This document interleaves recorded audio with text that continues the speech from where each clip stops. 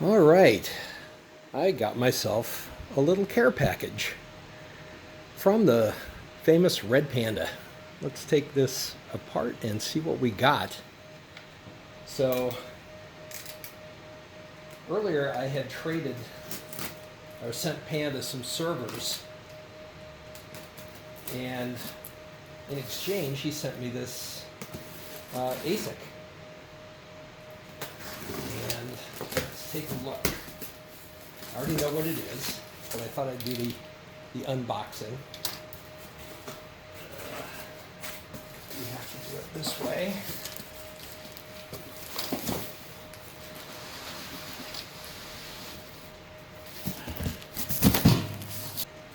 And as you can see, it's a Goldshell. So it's an older model, not one of the newest, not one of the most efficient, but hopefully reasonable for what I'm trying to do.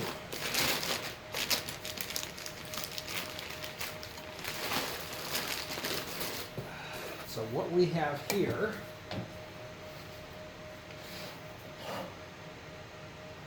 upside down, of course. Sorry about that.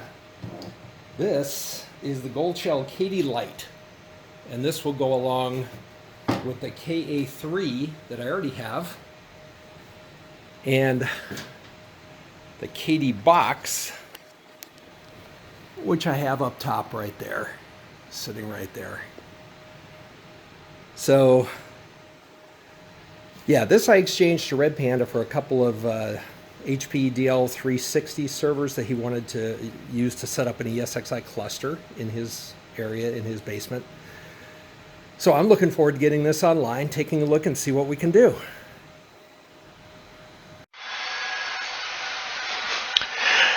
All right, let's take a look at finding this miner.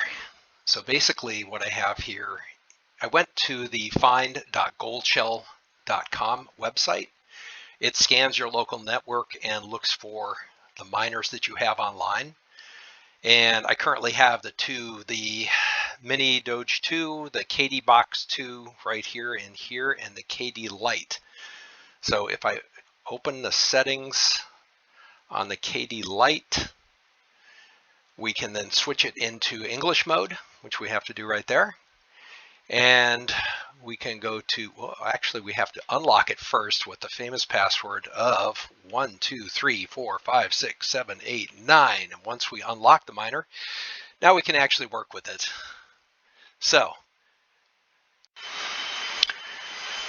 all right, once you go into the miner tab, you'll be able to add your miner. So we're going to go over here and click add. We're going to put in a URL. I'm using Poolflare. There's a lot of different pools out there. I know Poolflare is probably not the best, but it's the one I have my other rigs set up on. So I'm going to put in the Poolflare.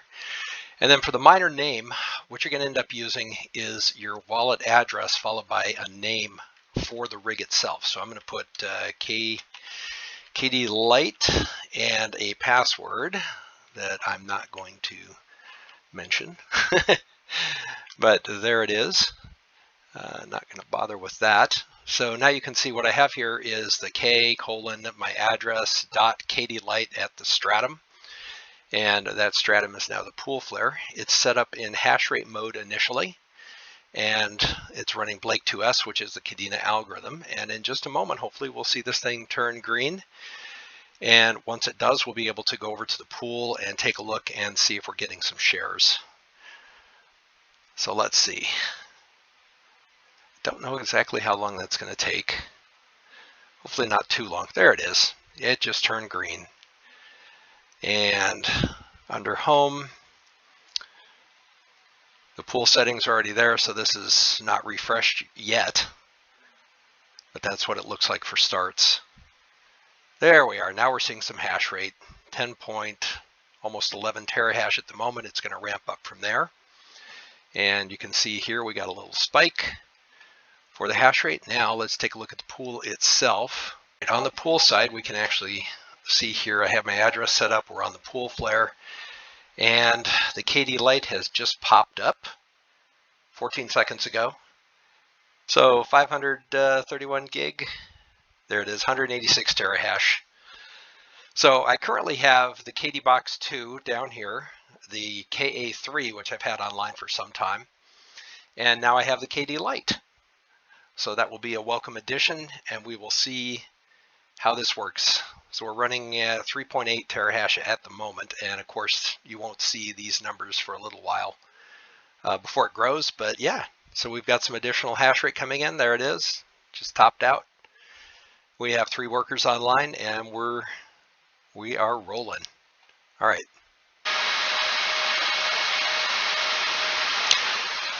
Now I'm going to take a look at the spreadsheet that Red Panda put out or published earlier regarding ASIC efficiency. So this is ASIC efficiency for 2023, and I went to his Kadena tab. And if we take a look, the miners that I have in-house right now, I have the KA3, 166 terahash with an efficiency watts per hash of 19 at 3154 watts.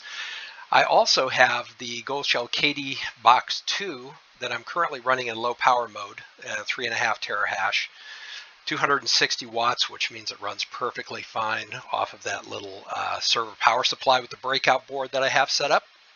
And it's running at 74. So you can tell there's a difference between basically an efficiency of 20 to 74. You're looking at roughly in the neighborhood of a 4x, 3.5x, something like that.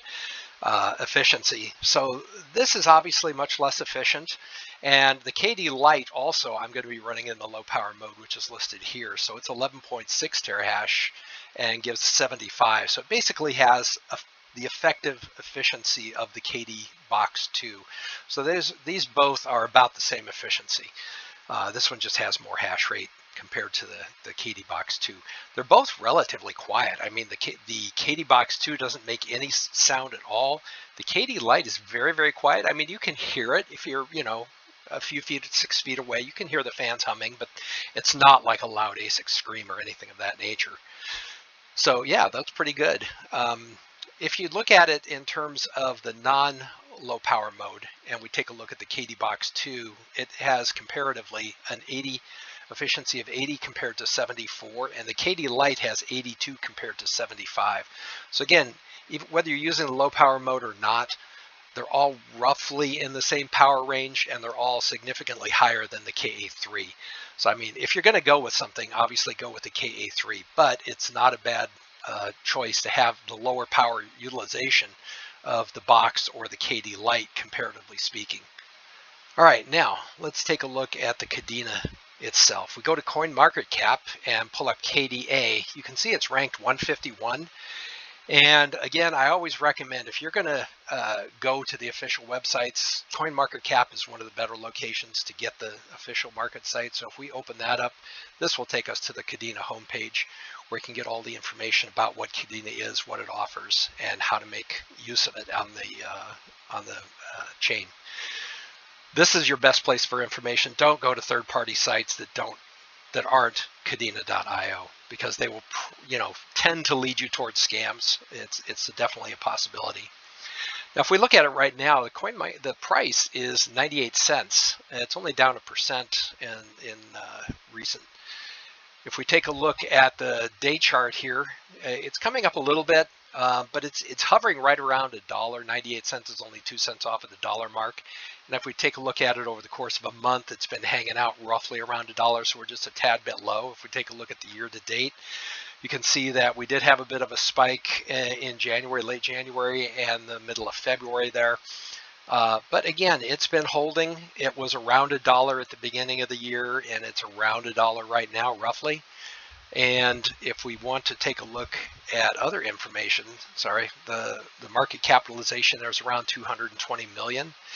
The markets themselves that have it, or that support trading of the Kadena algorithm, Binance, of course, KuCoin, Bittrex. I'm using the Binance.us website because I'm a US miner. And so when I collect a fair amount of Kadena from there, I will actually send it to Binance and cash it into BTC. I'm not doing long-term holding for Kadena at this point, so my conversions go into BTC, and BTC is pretty much where I'm holding all my long-term coin. All right, that kind of wraps it up. Everyone, have a good day.